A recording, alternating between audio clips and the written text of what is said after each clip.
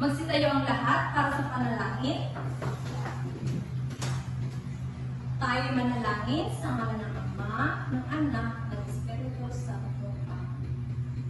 Amang Diyos, maraming salamat sa panibagong araw. Basbasan niyo ang aming kasi ngayon. Bigyan niyo kami ng talino, syaga at kabutihan. Tulungan niyo ang aming guro ng magturo ng may pagmamahal.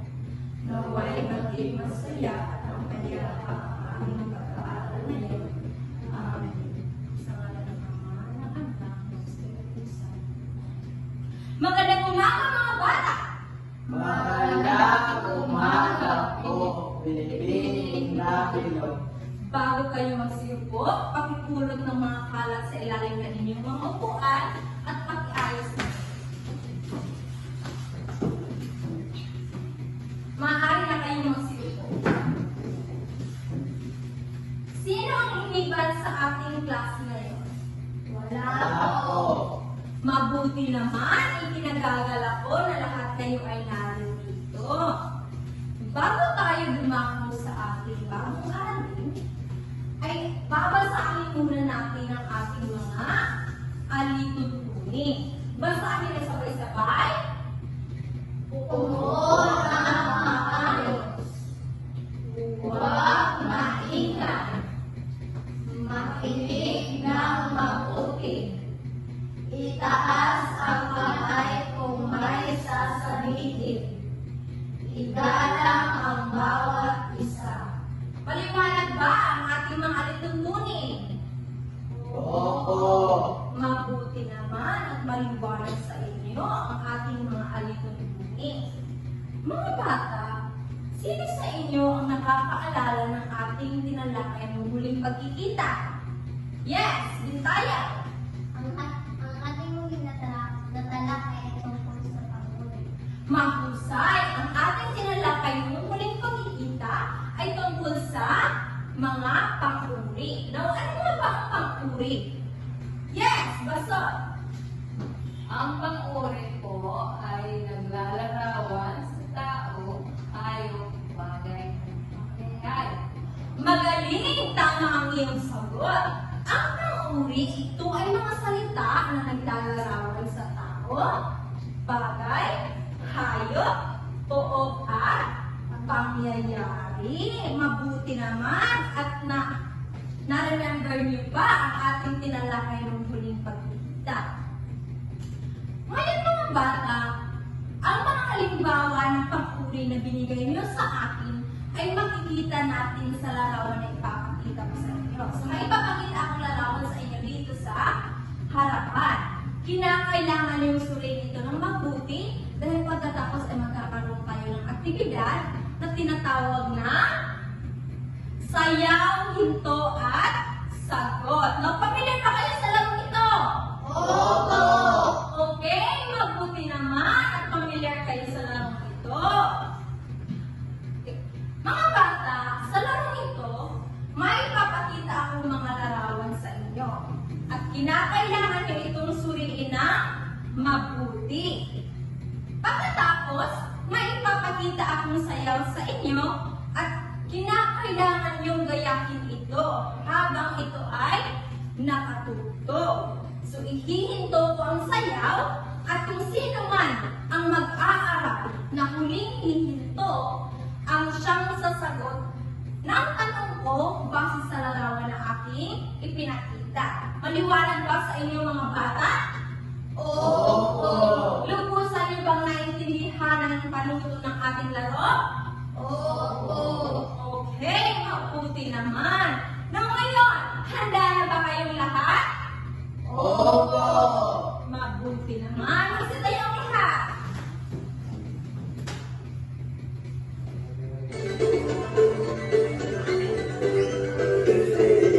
Kinakailangan yung gayahin ang sayaw, ha?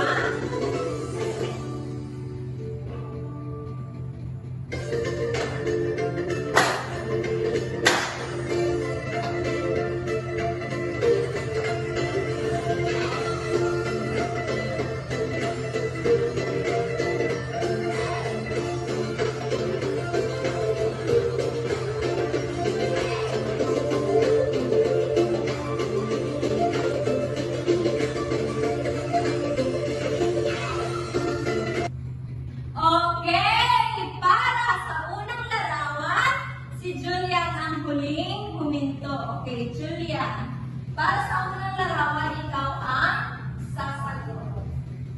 Okay, maaari na muna kayo.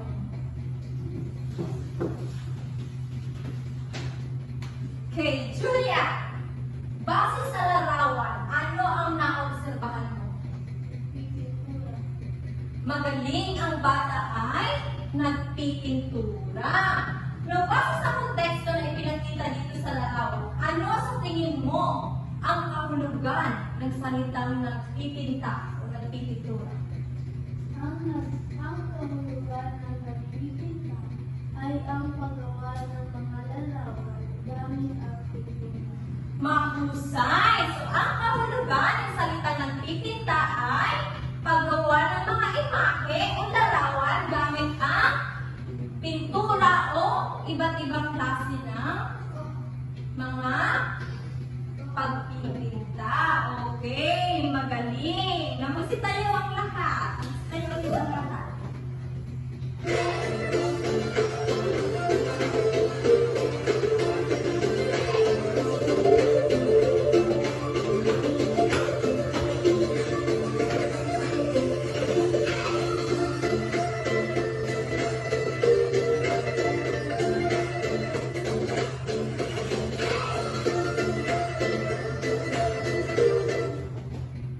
Okay, Maika, ikaw ang sasagot para sa pangalawang larawan.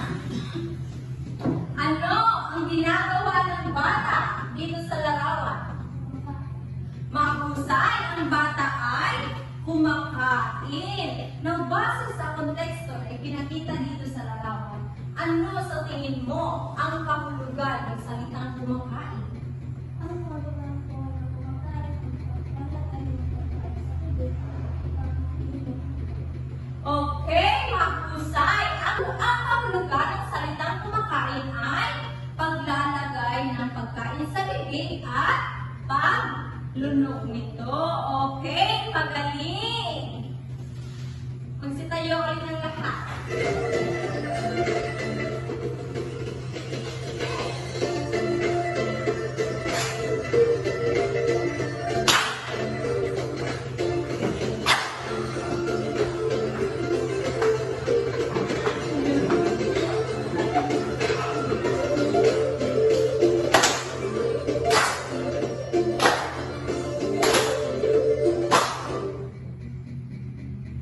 Okay, para sa pangatlong larawan, sasagot ikaw ay si Mami.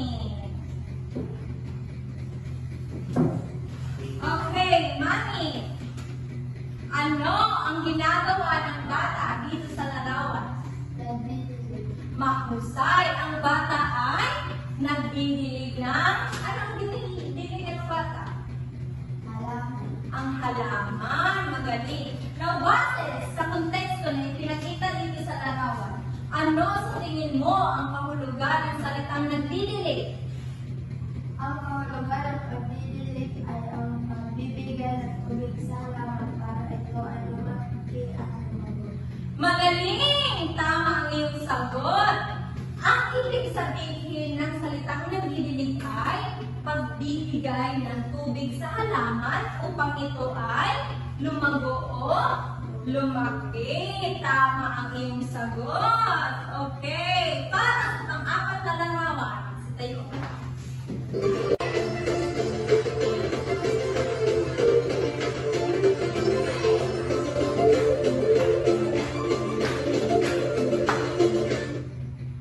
Okay! Ikaw ang sasagot, Faith, para sa panghuling larawan.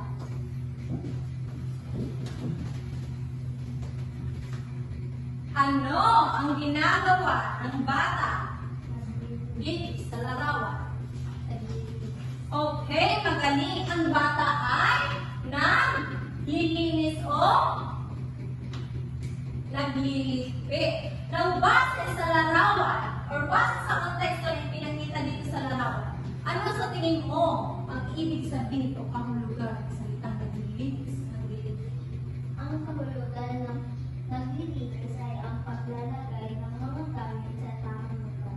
Magaling, tama ang iyong sagot. Ang kahulugan ng salita pag pagliligpit o paglilinis ay paglalagay ng bagay sa tamang lugar. Sa tamang lalagyan. Okay, bigyan ng 5 palakpak o 5 pagsak ang inyong mga sarili dahil tama ang inyong mga sagot.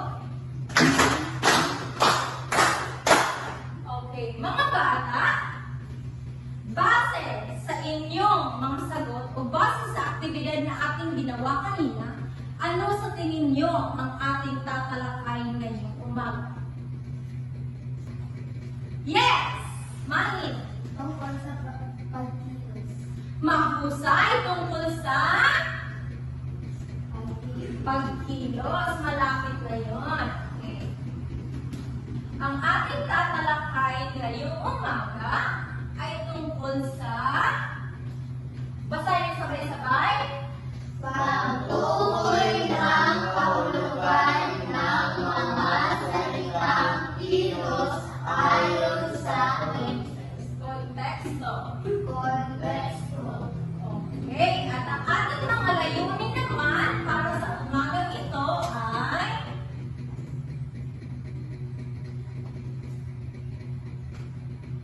basahin ng sabay-sabay.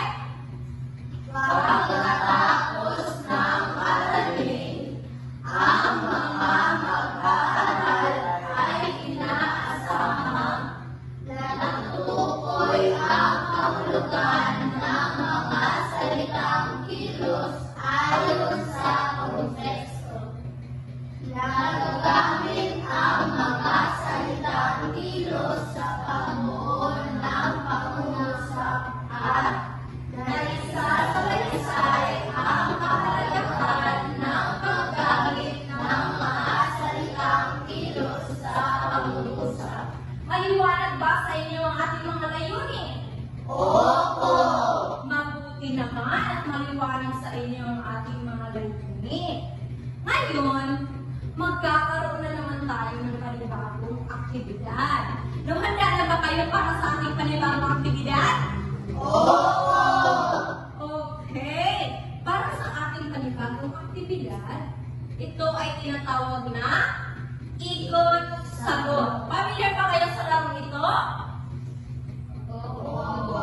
Okay. Kinagagalak ko na familiar kayo sa larong ito. Mga bata, meron ako dito spin wheel na kung saan ay may mga apelyido kayo dito. So, may inihanda ako dito mga pangungusap. Ito.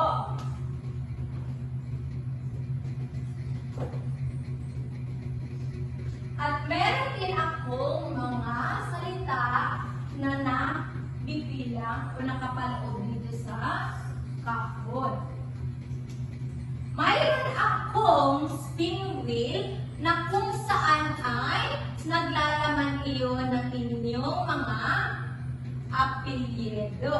Na kung sino ang pangalan o kung sino man ang apelyido na nakatutugma sa spin wheel o sa arrow ang siyang sasagot sa mga pangungusap. So dito, pipiliin nyo ang tamang sagot sa kahon at ididikit nyo sa patlang na pangungusap. So, kukunin nyo dito yung inyong mga sagot at ididikit nyo dito. Maliwanag ba mga bata?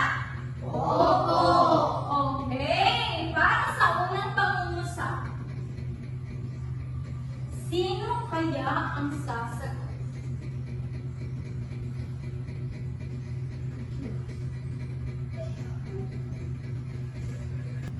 Okay, Basot. Maaari ka bang tumayo? Basahin ang unang pangungusap. Patlang, Niriko ang basura. Okay, ano ang tamang salitang kilos na ating gagamitin? Umili ka dito sa kahon. Ano ang tamang salitang kilos na ating gagamitin upang mabuo ang pangungusap? Itoyo. Sige, kunin mo dito sa harapan.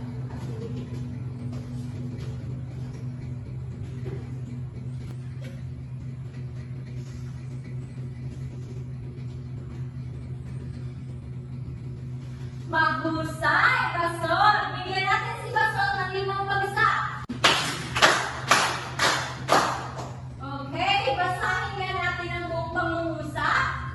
Pinulot ni Rico ang basura. Okay, magaling.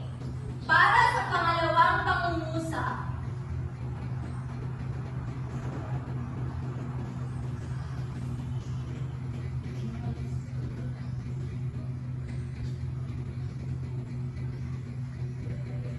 Okay, Abraham. Maaari ka bang tumayo? Basahin ang pangalawang pangungusap. Si Tessa ay patlang ng kwento. Okay, ano sa tingin mo ang tamang salitang kilos na ating gagamitin upang mabuo ang pangungusap? Nagbasa. Okay, mahusay ang salitang nagbasa. Maaari mo bang ilipit dito?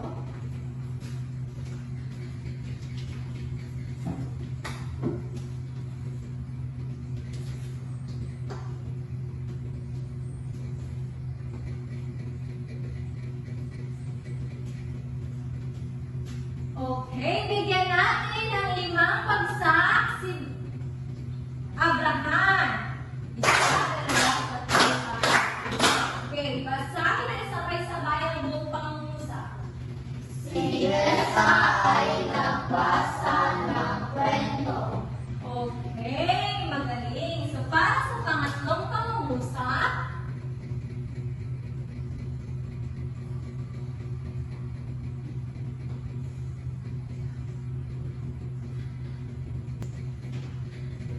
okay, si Sarah ang babasa ng pangatlong pangungusap.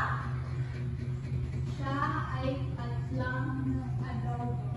Okay, Sarah, ano ang tamang salitang kilos na ating gagamitin upang mabuo ang pangungusap? Nagluto. Nagluto, mahusay, maaari mo bang ilipit dito sa sana?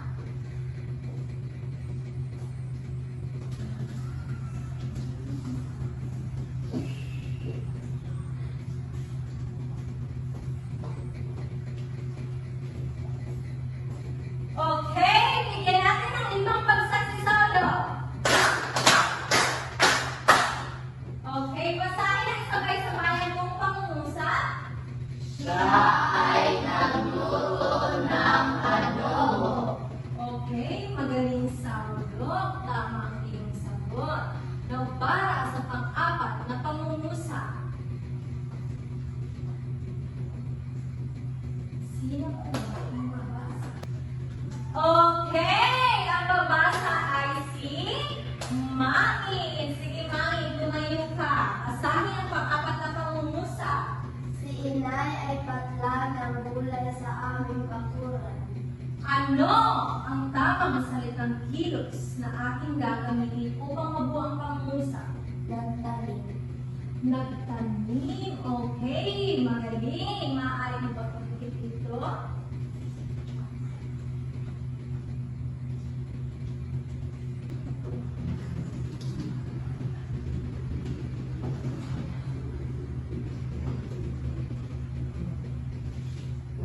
Magaling. Bigyan ng 5 bagsak si Mami. Okay, basahin ang sabay-sabay ang buong pangungusap. Si inay ay nagtanim ng gulay sa aming bakuran. Okay, para sa panghuling pangungusap, sino kaya ang babasa?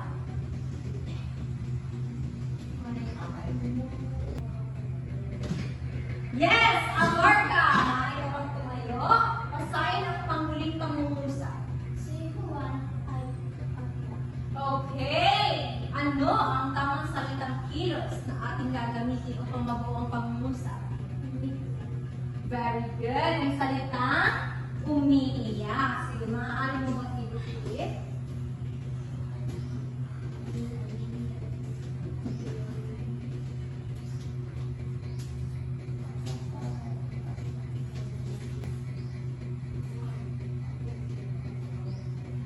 Okay, mahusay. Basta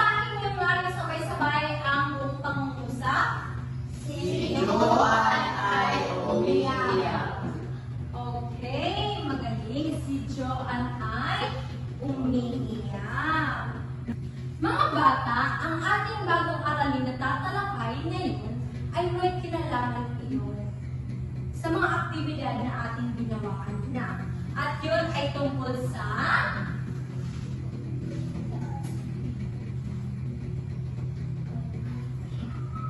basahin nyo na sabay-sabay. Pandiwa, salitang nagsasaad ng kilos o galaw ng tao, hayop at bagay. Ito ay binubuo ng salitang ugat at mga panlapit na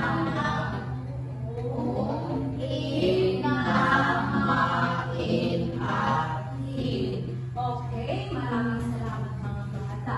So mga bata, ang ating tatalakay ngayon ay tungkol sa mga pandiwa.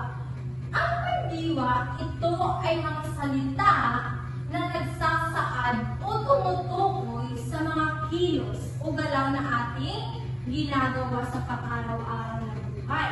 Kagaya na lang ng ginawa natin kaninang aktibidad. Di ba tayo ay sumasayaw? Opo. At di ba, tinutukoy rin natin kung ano ang mga ginagawa ng mga bata base sa larawan? Opo. Okay, so ang lahat ng iyon mga bata ay tinatawag na pandiwa dahil tumutukoy iyon sa ating mga aksyon, sa ating mga kilos, o sa pang-araw-araw na ating ginagawa. Ng mga bata, ang pandiwa, ito ay binubuo ng salitang ugat at mga panlapit. Mga panlapit na nag, in, nangain, at hin. So, itong mga panlapit ito, malalaman natin sa susunod na talakayan kung kailan natin sila pwede gamitin. So, sa susunod na talakayan, matatalakay natin ang tatlong aspekto ng pandiwa. Yun yung naganap na, gaganapin pa lamang at nagaganap. So, matatalakay natin iyon sa susunod na pagkikita. Basta, laging tandaan na ang pandiwa, ito ay tumutukoy sa mga kilos o galaw ng tao, ng hayop, at ng bagay. Okay? At yun ay binubuo na mga salitang ugat at panlapit. Okay? Halimbawa, sa unang pangungusap, basahin niyo nga ulit. Pinulot-ilit ko ang basura. Ano nga ulit ang pandiwa sa pangungusap? O salitang kilos sa pangungusap? Ano ang salitang kilos sa pangungusap? Pinulot. Okay, magaling ang salita. Pinulot. Okay. Now, ano naman ang salitang ugat dito sa salitang pinulot? Okay, mahusay ang salitang pulot. At ano naman ang panlaping ginamit? Okay, mahusay ang salitang in. Now, ngayon mga bata, ano sa tingin nyo ang kahulugan ng salitang pinulot? Kahulugan, ibig sabihin ng salitang pinulot. Yes, Aldo. Pagkuha ng isang bagay mula sa Tama! Pagkuha ng isang bagay mula sa sahig. So, yun ang kahulugan ng salitang pinulot. Okay, para sa pangalawang pangungusap, basahin na sabay-sabay. Si Jessa ay nagbasa ng kwento. Okay, ano nga ulit ang salitang kilos na ginamit sa pangungusap?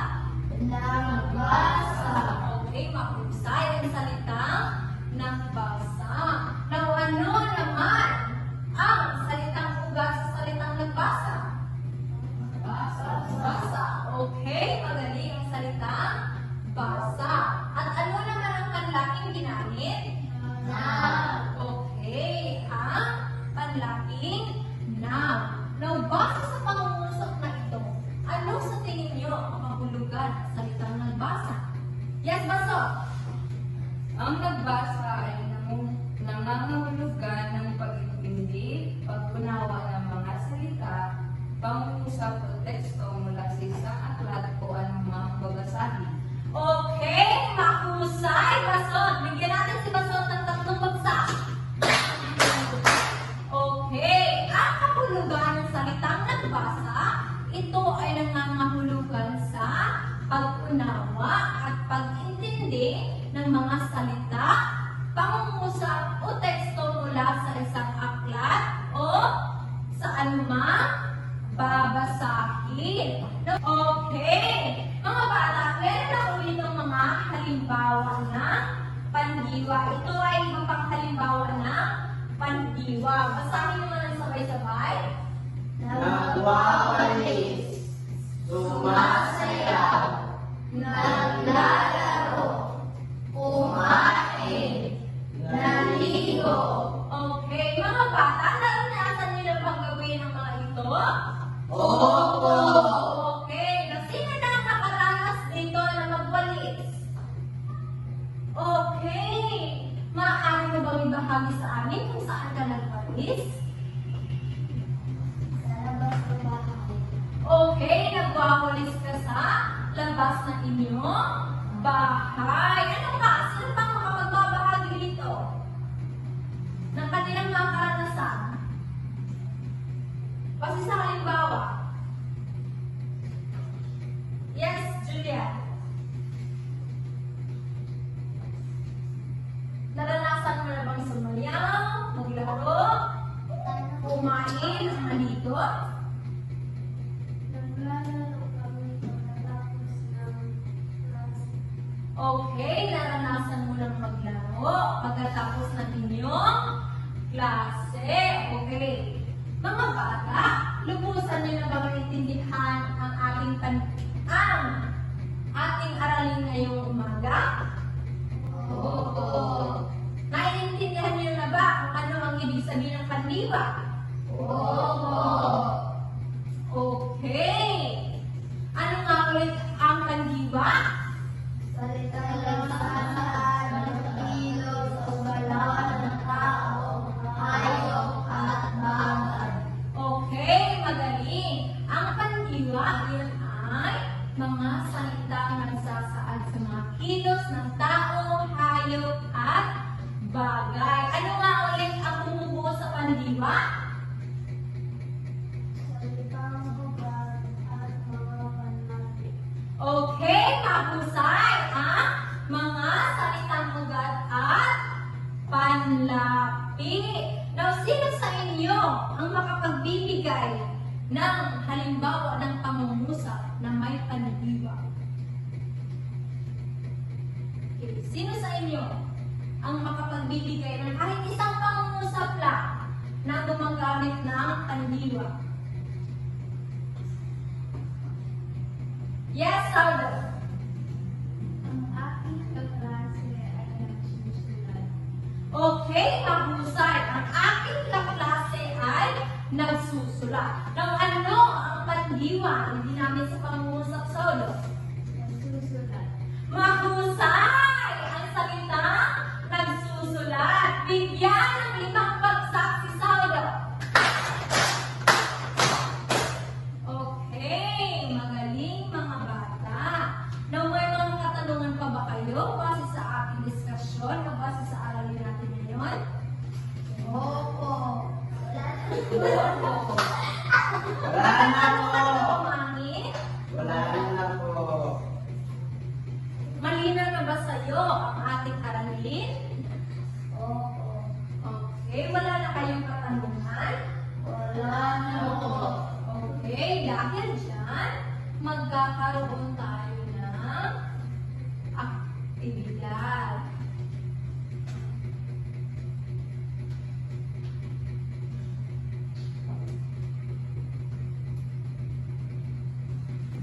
Mga bata, tumutulong ba kayo sa paggawa ng mga gawain sa inyong tahanan, sa inyong paaralan, o maging sa inyong pamayanan? Okay, mabuti naman at tumutulong kayo sa mga gawain sa inyong tahanan, paaralan at pamayanan. So dahil dyan, gagawa kayo sa inyong papel na isang maikling tala-arawan tungkol sa inyong ginagawa sa pang-araw-araw na buhay.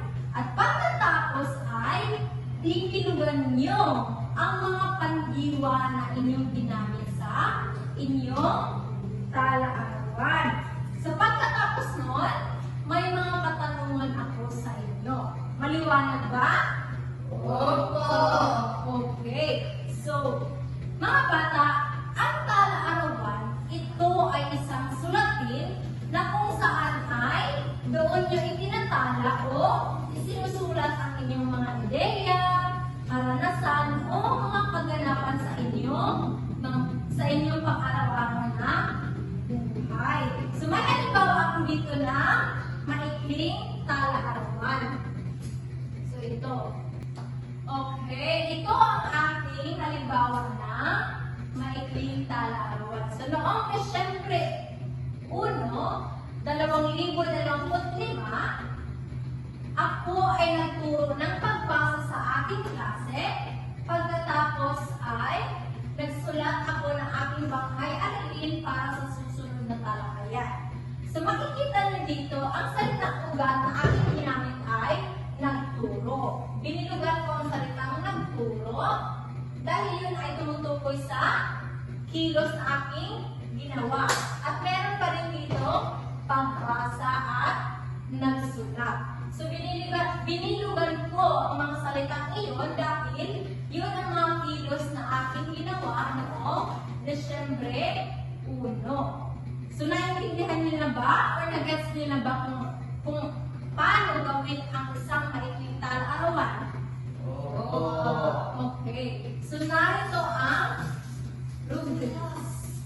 Bibigyan ko kayo ng 5 minuto para gawin ang maikling tala-arawan.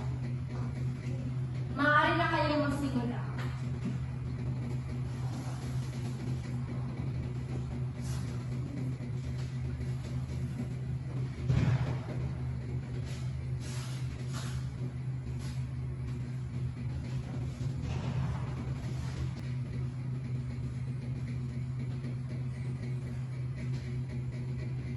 Tapos na bang lahat? Hindi pa. May 1 minuto na lang.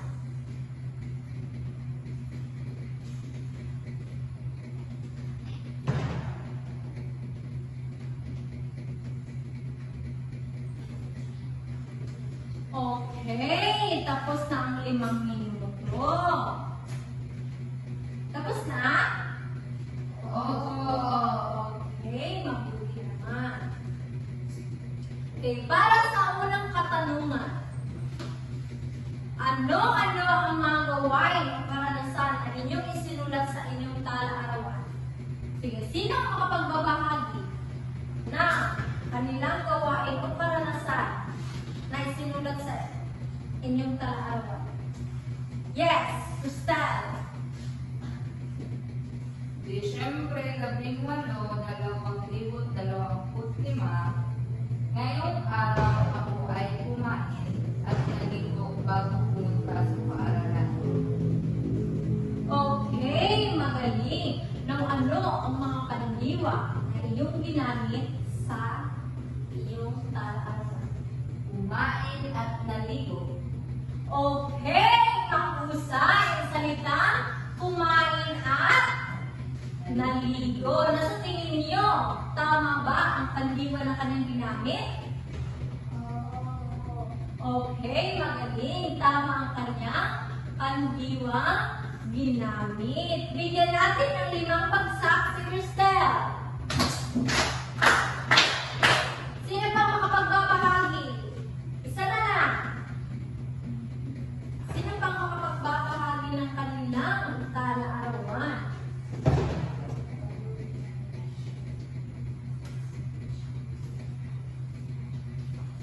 Yes, Yushin.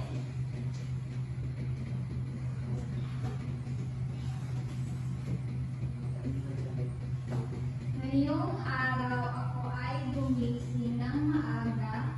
Nag-ayos ako ng aking higaan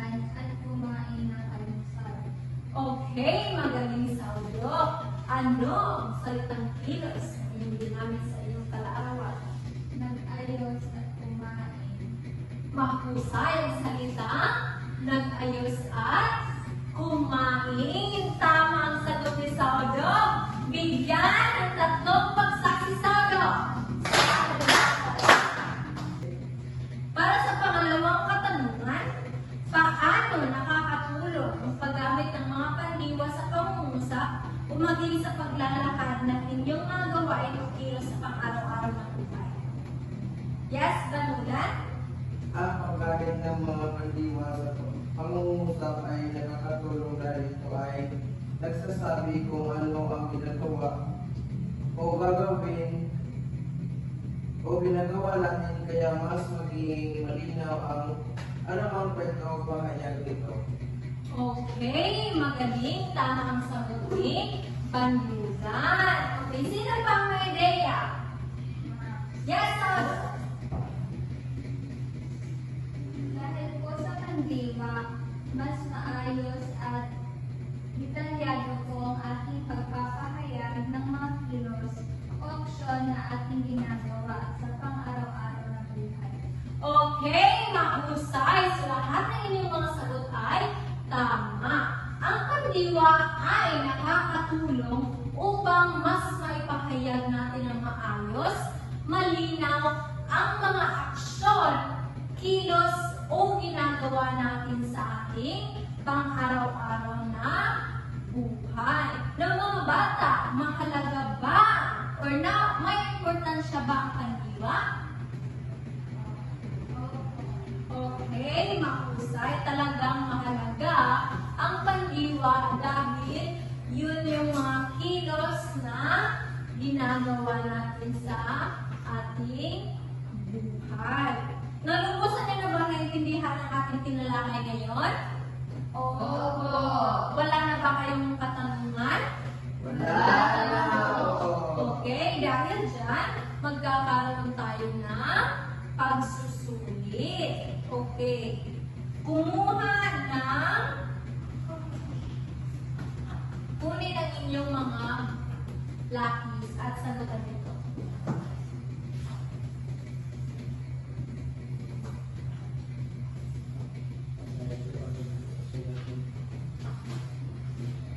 Ipasa sa likod.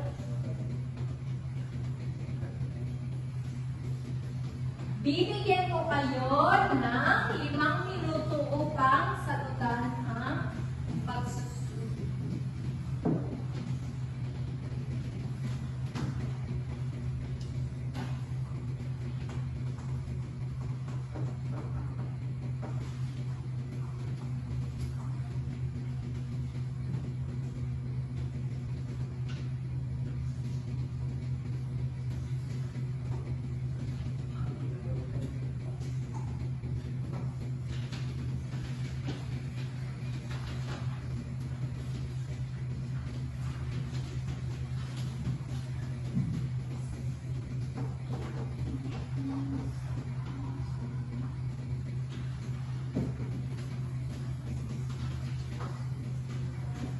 Tapos na ba ang lahat? Okay, pasa sa harapan.